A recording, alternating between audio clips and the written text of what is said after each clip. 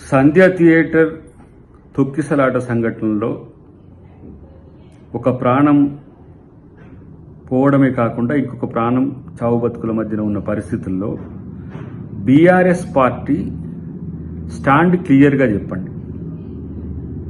ఇలా అల్లు అర్జున్ గారు అరెస్ట్ అవ్వడాన్ని సీరియస్గా భావిస్తున్న బీఆర్ఎస్ పార్టీ ముఖ్యమంత్రి గారిని, రేవంత్ రెడ్డి గారిని టార్గెట్ చేస్తూ ఆ సంఘటనలో ముఖ్యమంత్రి గారిని తప్పని ఎస్టాబ్లిష్ చేసే పనిలో ఉన్నది.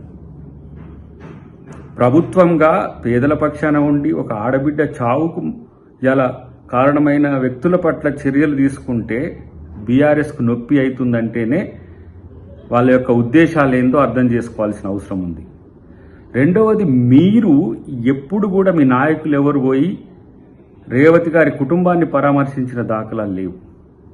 ఒకవైపు ప్రభుత్వ పెద్దలందరూ కూడా పరామర్శ చేసుకుంటూ ఆ కుటుంబానికి మేము ఆదుకుంటామని చెప్పి భరోసా ఇస్తుంటే మీరు సన్నాయి నొక్కులు దొప్పుతూ ఆ సంఘటన, ఆ తొక్కిసలాట జరగాల్సింది కాకుండా కానీ అల్లు అర్జున్ గారిని అరెస్ట్ చేయడం తప్పైపోయిందని చెప్పి ఇంతలా బాధపడుతున్న తీరుకు ఏ సంకేతం ఇస్తున్నారు?